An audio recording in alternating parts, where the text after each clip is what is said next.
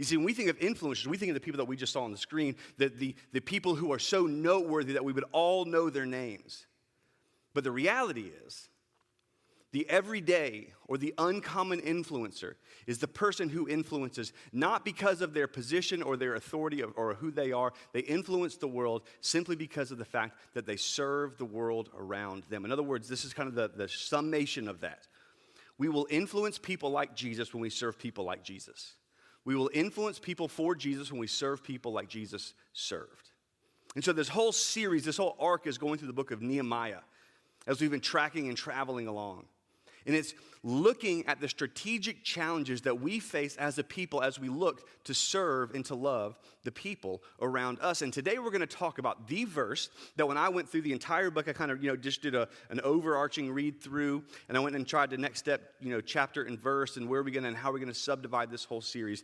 This was the only verse that when I read through it, I said, this is the verse, I'm just going to write this on my desk, and I'm going to write it on my desk as often as my desk gets erased. I got one of those cool little dry, erase board desks. And so I just wrote this verse at the top because for me, this is probably the most powerful idea that we're going to talk about in this entire series.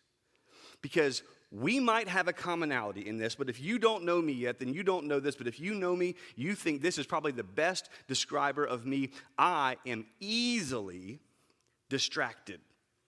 Okay? I just want you to know about halfway through the sermon, something's going to happen. I'm like, oh, there's a bird, because, and I have, ADHD and a bunch of stuff like that, right? But some of you are like me in that, you're doing something, and it's so easy to get distracted from whatever it is that you're doing. You're in the middle of an email, you're in the middle of a work thing, and somebody walks into your office, and they're well-intended and well-meaning, but they walk into your office, and they don't know that the fact that they just walk into your office, you've been trying to get on track, and now you're on track, and as you're doing stuff, and you're being productive, and you're in your work zone, and they just threw it off. I'm like, dude, there goes my afternoon, right? Because it's going to take me time to get back focused on what I was doing. And we all probably have different varying forms of that, but isn't that true? For virtually everything that's important in life, it's easy to get distracted. For virtually everything that's important in life, it's easy to get distracted. But isn't this also true? That the thing that distracts you from what you're doing is rarely as important as the thing that you're doing. You see, here's what's true about me. It may or may not be true about you. But the things that matter the most to me, the things that are most important, if I were to go through and I were to make the priorities of my life, the things that are oftentimes the most important for me are oftentimes the easiest things to get distracted. Because too often, or all too often, the things that are important are the things that are not short-term ideas and short-term goals. And the things that distract us from those goals are things that are urgent and immediate. Now, here's why I say all this, and this might sound a little interesting and surface level and self-helpy, but isn't this true? For some of you, you've been struggling spiritually for a while, and that's the most important thing in your life right now. I mean, that's the primary thing in your life right now. Is internally you have been struggling and wrestling with some doubt, but you've allowed a bunch of other things to distract you from actually paying attention to that. For some of you got an addiction. And that addiction is the most important thing to take care of in your life.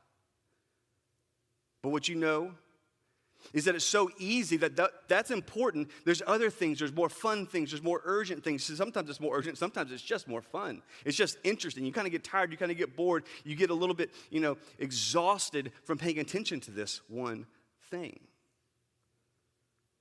For some of us, it's addictions. For some of us, it's an addiction, but it's not an addiction to substance. It's an addiction to attention. And so the most important thing in your life, unfortunately, or what garners the most attention, is how many likes your last post got and how many comments it got.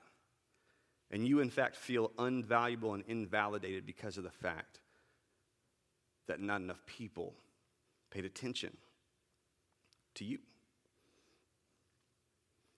Isn't this true? Sometimes the things that are most important are the easiest to get distracted from. But if you could ever figure that out, if you could ever tackle that thing, if you could ever rid yourself of that problem, of that addiction, of that issue, of that desire for, if you could ever figure that out, not only would you be better as a person, you would be better as a Jesus follower.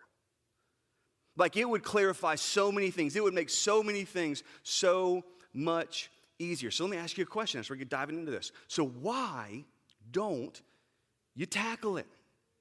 Why don't you pay attention to it? And why don't you dedicate yourself to fixing it? Well, as we're going to discover in the book of Nehemiah, Nehemiah has some extraordinary words as he is fixing, basically, and paying attention to this project, this one thing that he has to do called a wall. If you got your Bible, you can open up to Nehemiah chapter 6. We're going to start at verse 1. Before we do, I want to give you a little bit of context to what's happened to this point. So, some of you guys, you'll remember this from your history class, but the short story is there was the nation of Israel. This was the God squad in the Old Testament, right? This was the chosen people of God. Well, they would be faithful to God and then unfaithful to God, faithful to God and unfaithful to God, and eventually God would, send prophet after prophet and say, hey, if you guys don't start behaving yourselves on a regular basis, if you don't start behaving yourselves, basically what any parent would do, I'm going to put you in timeout. I'm going to put you in timeout. I'm going to have, some people come up and they're going to take over who you are. And I'm telling you, you are going to have to listen. You're going to have to pay attention. So over and over, they would disobey. So God did what any loving parent would do. He punished and he disciplined his children, not because he was mad at them, not because he hated them. It was because he loved them. And God knows what God knows for us as well is that the best possible thing in our life is him. That's not an issue of egotism or egoism or megalomania. It's just the simple reality that if God is the best, he knows he's the best, and he requires that we put him as the center of our life, which is the most loving thing that he could possibly do. That's kind of another sermon for another day. But here's where we're going. Eventually, which is what you read in your history class, the Assyrians came in and took over the northern kingdom. The Assyrians came in and they kind of decimated everybody. And then after, on the heels of the Assyrians, the Babylonians came in and they took over the southern kingdom. They beat the Assyrians as the world superpower. They came out into the city, or the nation of Judah, and specifically the city of Jerusalem. And they took all the best and the brightest and they exported them into Babylonian exile. Well, on the world stage again, the Persians then took over the Babylonians as the world superpower. And there is this big decree that if you were exported in the Babylonian exile, you could go home. And so now a bunch of people who were from the Jewish, the Israelite, the city of Judah, or the nation of Judah and the city of Jerusalem could now go home. Well, as they were able to go home, they got back to a city that was destroyed. The temple that Solomon built, destroyed. The walls, destroyed. In fact, it was virtually a ghost town to go back to. And so very few people went back. First, Zerubbabel leads this group of people back. Then Ezra leads a group of people back. Zerubbabel builds the temple somewhat back, and Ezra kind of leads the law and the people of God back. And then Nehemiah has his heart broken because he sees the walls of the city are lying in ruins. And the walls of the city was the first line of defense for a city. A city with walls was a militarized city. The best way I can describe this is like if you were me when you were a kid, you were super rebellious and you did tons of stuff wrong. And your parents had already taken everything out of your room that they could possibly take. Like if you were me, I had a TV in my room when I was growing up. This was, in like the 80s, early 90s. And I used to watch Nick at Night. And if anybody, everybody else watched like Bewitched or anything like that, okay, you're with me. The stuff that didn't have color on the TV, it was all black and white. And so eventually your parents, they take away everything they possibly can. And the most degrading thing that they can do is take away the doors, right? Like anybody, you don't have to raise your hand. I was going to say, anybody raise your hand if you don't have to raise your hand. But some of you were on that same level as I was, right? Like I was the kid that in class, I got like the worst grades, but it was like pleasure to have in class, right? But when it came down to it, like I just didn't want to do what I was supposed to do. I would get distracted. There it goes. And my parents eventually would take my door off its frame, and I'm like, oh, cool. Like you just feel so exposed when that happens. You just can't get any privacy. Well, that's kind of a very reductionistic view of what a city without walls were. And so Nehemiah dedicates himself and the people. He was a cupbearer to the king, feels the burden of God, goes back to Jerusalem, casts an extraordinary vision, and the people get to work and they start building the wall. Well, throughout the book of Nehemiah, there's been these people from the surrounding areas, these governors from the surrounding area, and they didn't want the wall to be built. And the reason they didn't want the wall to be built is because, again, a city with walls was a militarized city, and Jerusalem was historically a very rebellious city. And so they saw this as a threat to themselves, and they did everything that they could to stop Nehemiah and the people of God from building the walls around the city of God. And in this, they're starting to get close to the end, where we're going to pick up the story. They've tried a number of times to threaten. They've tried a number of times to say, the king's going to be mad. And they finally get to the point where they say, nothing else is working. We simply have to distract Nehemiah. Chapter 6, verse 1. So when Sanballat and Tobiah and Geshem the Arab and the rest of the enemies heard that I built the wall and that there was no breach left in it. In parentheses, although up to that time, I had not set up the doors and the gates. So we said, okay, we're getting close to the end of the wall. We've actually built it all the way up. Now all we have left to do is to put the gates in place. And all of the enemies begin to hear about this. And so this is their plan. Verse 2, Sanballat and Geshem sent to me saying, come and let us meet together at some incredibly difficult word to pronounce, okay? At Hekaphirim, okay? In the plain of Ono, got that one. But they intended to harm me. So here was their plan. Okay, if we can't distract the people, if we can't, have this big threat, here's what we're going to do. We are going to distract Nehemiah. We're going to distract Nehemiah. If we can take him from leading the people, from building the wall, we have seen what the nation of Israel has done over and over and over and over again, which is if you take out the leader, the people will scatter. If you take out the leader, the people will scatter. But we're having a difficult time taking out Nehemiah because every time we try to invade, they just get ready for the invasion. They hear about it and they get ready for the invasion. They hear about it, they get ready for the invasion. So here's what we're going to do. We are going to distract Nehemiah from the wall that he is building. We're going to tell him, Nehemiah, we want to talk. We want to have coffee with you, man. We heard about the good things that you're doing. Come on, buddy. And distract him to the plains of Ono. And have a conversation. Well, what's beautiful is this next verse. This next verse, about probably, 10, 15 years ago, I heard a pastor named Andy Stanley give this talk that was honestly most of this is based off of. And this for me, this frankly for our family, has been it's like a North Star for us. It's like a North Star for me as I'm looking at all the things that can get distracting in my life. I'm going to tell you about some of those in a second. So here is the verse. Here is the thing. Here's the only part that I wrote down in the entire book of Nehemiah. Here's what he says. And I sent messengers to them saying, I am doing a great work, and I cannot come down. That distraction is interesting, but I am doing a great work, and I cannot come down. You got to imagine like the imagery of this, right? Because Nehemiah is actually on the wall building. He's actually like up at the gates. And so you think there's probably some messenger that came up to him and said, hey, Nehemiah. And he's like, yeah, and the kind of the Monty Python type visualization of what's happening right here. And as this is going back and forth, they're saying, hey, the fellas, I haven't said this out loud, but I always just think about all these people because their names are a little bit difficult to pronounce. I just call them the haters, okay? So like the haters want to meet up with you and talk and have a conversation. It's in, oh no, it's not too far away. You should come and have a conversation with them. And he says, tell them I'm doing a great work and I cannot come down. Like physically, I don't want to come down because I don't want to leave the great work that I am doing. So let me ask you this. What is the great work that you are doing? What is the great work? What is the one thing that God has called you to tackle? What is the one thing that is the thing that should be the prioritized centerpiece of your life? Now, there is a little bit more attached to this message as we're going to find out in a few verses. But here was the pull for Nehemiah. What they were calling him to meet about was phrased in a way that it was an urgent matter. And here's what I know about you and here's what I know about me. We rarely get distracted by things we are uninterested or that are unurgent. There's a reason it pulls our attention away. But Nehemiah in the middle of this says, no, I am doing a great work and I cannot come down from the wall. And he says the second part of this sentence to him, or this message to him, and he phrases it as a question, which I think is a beautiful question. He says, I am doing a great work, and I cannot come down.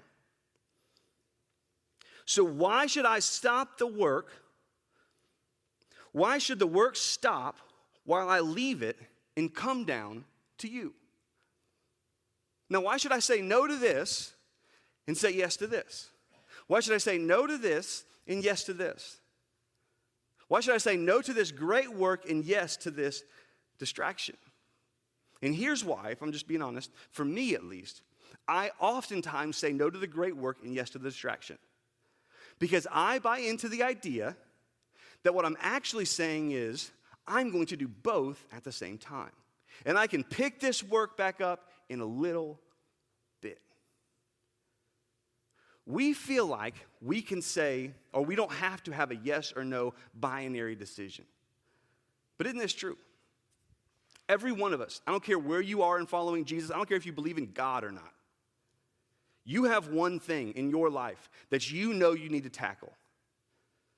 And there have been little distractions along the way, and we just saw them as little distractions.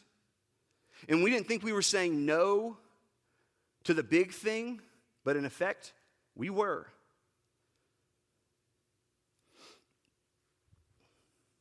You see, here's the kind of the underlying thought behind this. Saying no, you don't have the option to not say no. You will say no to something. You will say no to something. Here's all I'm saying. Why wouldn't we pre-decide what to say no to? If we have a thing that is the most important thing, if we have a task, if we have an area, if we have a spirituality, if we have a relationship, if we have an addiction, if we have an education, why wouldn't we say, this is the most important thing, and I know distractions are going to come, and I know when that distractions comes, I'm going to say no to something, so I am going to pre-decide, because not saying no is not an option, to use an intentional triple negative, okay? Which means you will say no to something, so we ought to all pre-decide what we should say no to. So let me tell you how this works out in our life and our family's life. And this is kind of like, it's just, again, an underlying principle. There are things as a pastor, especially as a lead pastor, that a lot of times a church or a congregation will expect of you or of specifically of me. But there are things, because I know the most important work of my life, the most important work of my life, and I have a lot of important works in my life. I have a family, I've got a wife, I've got 2 small children, I've got a church, for those of you guys who don't know me. I also CEO a meat company. It's, we're all over the place and do a bunch of stuff in Publix and Walmart's, Winn-Dixie's, Sam's. Pray again for Costco, we're getting there. We're all kind of around the southeast, South Georgia, South Alabama, panhandle of Florida. But in spite of that, and by the way, I went back to grad school. There's a lot of things to distract me if you can't tell, okay? But here's what I know, is that there is one work that is the most important work in my entire life, and it's not close, frankly. It is my family. It is my wife, and it is my children. A long time ago, I heard a pastor say this. He said when Peter was talking to Jesus, Jesus said, Peter, who do you guys say that I am? And Peter said, I say that you're the Christ, the Son of the living God. And he said, okay, yes, on that statement, on that rock, on this declaration, I will build my church. A little while later, Paul in the book of Ephesians said, husbands, love your wife as Christ loved the church. So here's what he said. Here's the summation to connect these two. Men, you are called to love your wife, and Jesus is called to build your church. So don't you dare try to build your church and let Jesus love your wife. Like, that should happen too, hopefully. But this ought to be your primary thing. So let me tell you a couple of rules that we have in our family. Number 1, I rarely ever do weddings. I'm a pastor, and I don't know if you can tell, we have a fairly young congregation. A lot of people get married, okay? Some of you guys are thinking that, okay, ring by spring, got one more semester left, But here's how it works for us. I almost categorically, and so this is, again, this is for us. This, for us, draws some lines that says, okay, I am almost going to categorically say no. Now, that's no for now, not forever, because someday, and the kids are gone, and, things are a little bit more, free. Maybe we've, scaled the company and sold it, and I never have to make another dollar again in my life, right? Like at some point, the answer will be yes, but no for now, not forever. So we categorically almost say no to weddings. In fact, here's how we say yes to weddings, because I call it a Hebrew calendar or a Hebrew work week, which means every single week I work 6 days a week. Saturday is my only day off in the work week. So here's what I do. I pre-decided a long time ago that I'm not going to have my wife and my family suffer for the sake of you. I love you, but you're not my wife and my family. Because here's what I also know. If I say yes to you, I'm saying no to them. So I pre-decided I am not going to make that decision. So if you get married and all that kind of stuff and you want to see if I can do your wedding, because I do some from time to time, here's what we do. I say, thank you so much. I'm honored. Will you email my assistant? My assistant emails my wife, because here's what I decided. If this is going to be in competition with my family's going to make that decision, not me. I will not let my wife or my church be the mistress of my life. And I love you. I also almost never do afternoon meetings. Like late afternoon meetings, 5 o'clock, 6 o'clock. Well, that's when everybody works. That's when everybody, gets off work, and that's where meeting happens and come on the people. Yeah, and you know what it does? It forces us to empower the people and the staff and the leaders we have around us. You have the Holy Spirit inside of you. You can do it too. I promise. You don't need me at every meeting. But here's what I also know. I have 2 small children. And just about the most important time of the day is 5:30 to 7:30 at night. And I will either decide that meeting's more important or my children's more important, but not saying no or saying no. I will say no to one of those two. I have decided this is the most important wall in my life. I will say no, but I will choose ahead of time which I will say no to, and I will not schedule more than one afternoon thing in the entire Sunday to Sunday week. And it's not because I don't love the church. Are you kidding me? I sacrifice for the church. For those of you guys who don't know, I practically pastor the church for free. Like this year, I'm probably going to give more to the church than the church is going to pay me.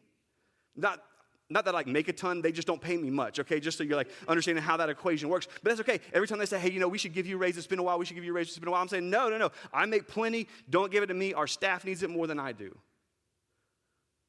But here's the reality. I love, I serve, I sacrifice. But I know and I will pre-decide. This is the wall. This is the most important thing. And I will categorically say no, and I will pre-decide, because not saying no is not an option.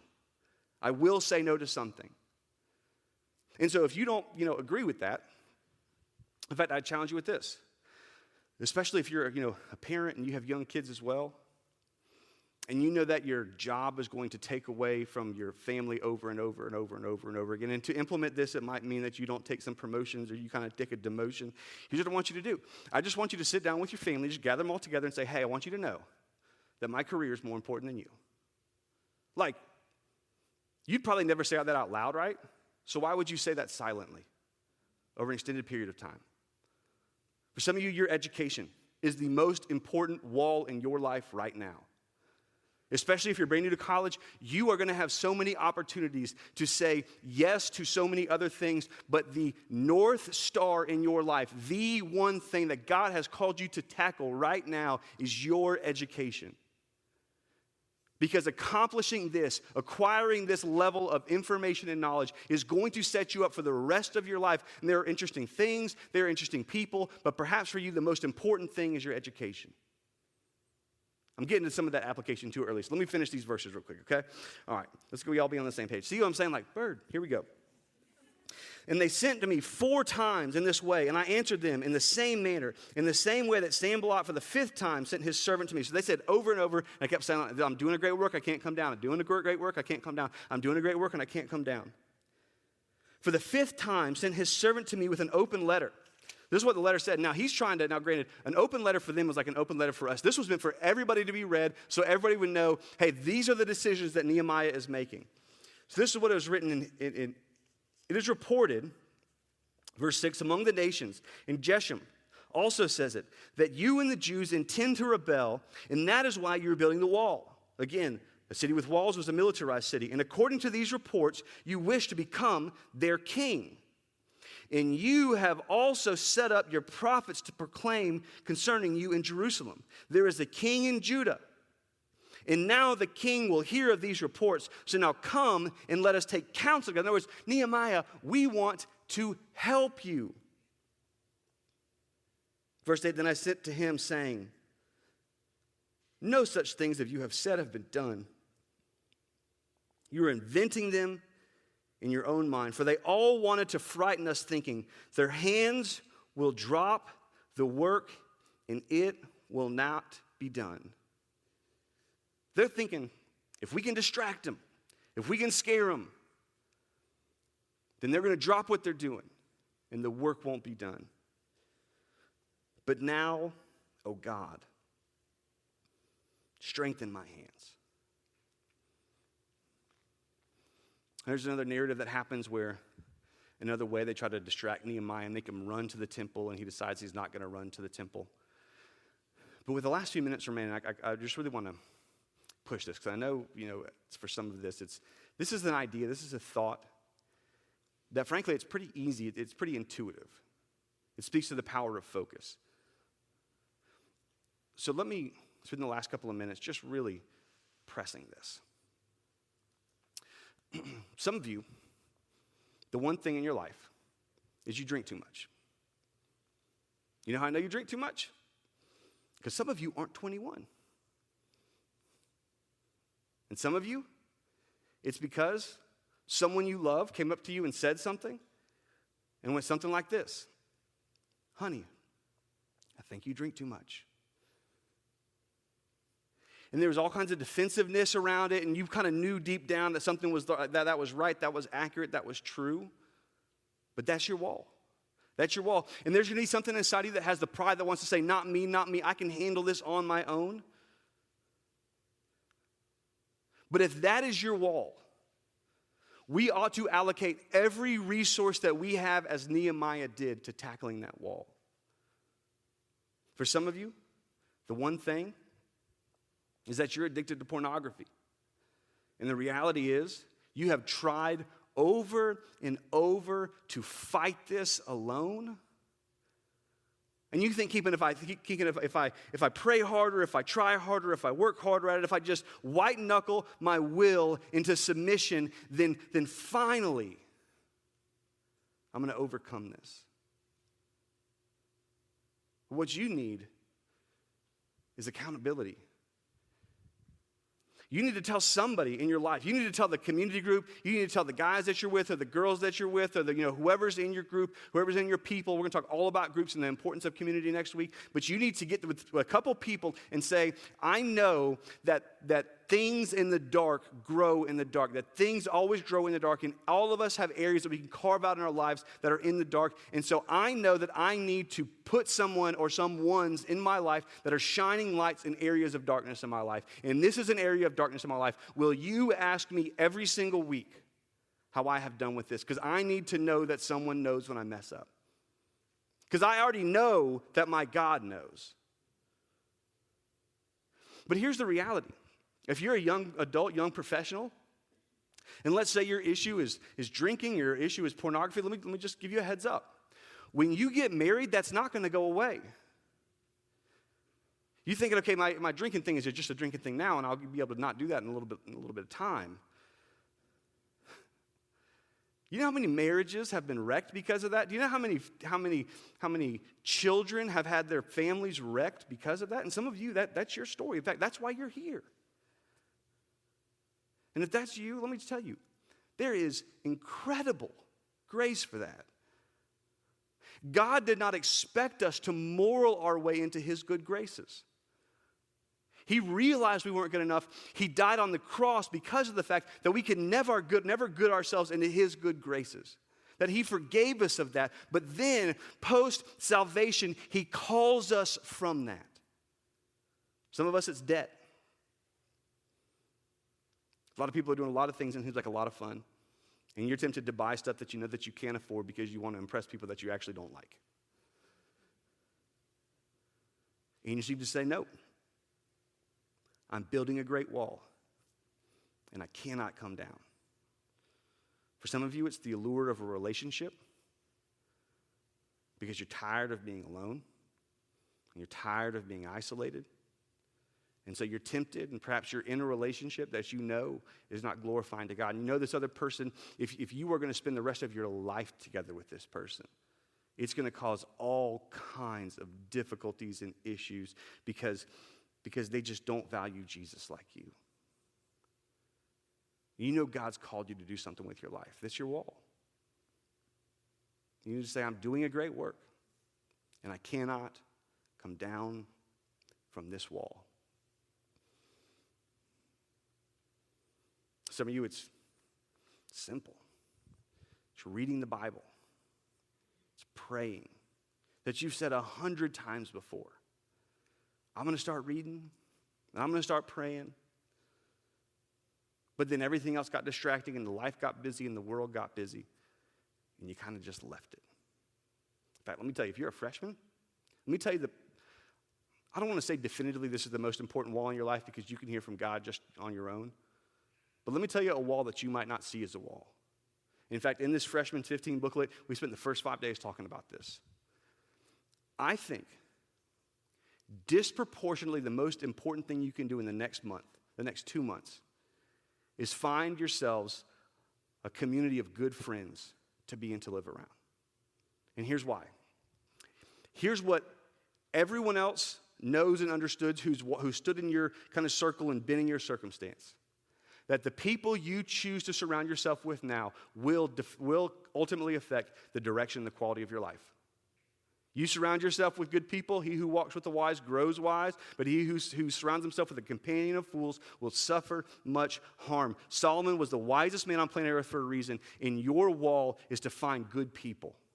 Because the people you surround yourself with will ultimately determine the direction and the quality of your life. So let me end with this. What's your wall? What's the category of things that you know that you need to say no to? Jesus has already died from it, but he's calling you now from it. Right? Jesus was going to be with Peter, but Jesus said to Peter, Peter, I know you are fishing for fish, but I have called you to something different. I've been called you to be a fisher of men. I am calling you to this next part, this next process. But Peter, in order to do that, you're going to have to say no to these nets and yes to the pursuit of following me. What is the thing in your life? What is the wall in your life? What is the place in your life where you need to put it on your mirror? You need to put it on the front of your notebooks. You need to put it on the front screen of your phone, the second screen of your phone. It needs to be like everybody's contact name in your phone, right? I am doing a great work and I cannot come down from this wall because this wall is the wall that God has called me to. And so why would I say yes to this when I know that this is more important? Not saying no is not an option. So would you at least have the courage to pre-decide? And if you pre-decide wrong, would you at least have the courage to have the conversation with the person that you say no to, which you know is more important? So parents, when your kids are asleep at night, go into the room and say, I'm doing a great work, and this is my wall. For some of you, you're going to have teenagers. You're like, they are a piece of work, you know? You're not going to go at night because they're up so much later than you are, but you're going to go out there early in the morning, and I just want you to say, yeah, I'm doing a great work, and I cannot come down from this wall. When you have that test, that thing coming up, there's so many people that want to go and hang out and do stuff. I'm doing a great work. When you wake up in the morning and you know you have 1,000 things to get done, but you know you committed that your wall is to spend time with God every single day. You said, before I do anything else, I am doing a great work, and I cannot come down from this wall. I will not let what's urgent distract me from what is ultimate. I will not let what's most interesting distract me from what's most important. So I'm praying that God gives us the wisdom to know and to see what our wall is. And then simply gives us the courage to every day say, I am doing a great work and I cannot come down. Let's pray together. Jesus, thank you for this example of Nehemiah.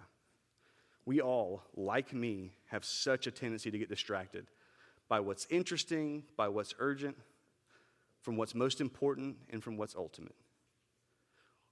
Would you give us the wisdom to know what those areas are and the courage to act on it? For the person who's going through marital issues and they've been hiding it from everybody, would you give that couple the strength to say, this is the wall? And we don't care who knows. We don't care who we have to talk to about it. But this is the wall. And I will not come down.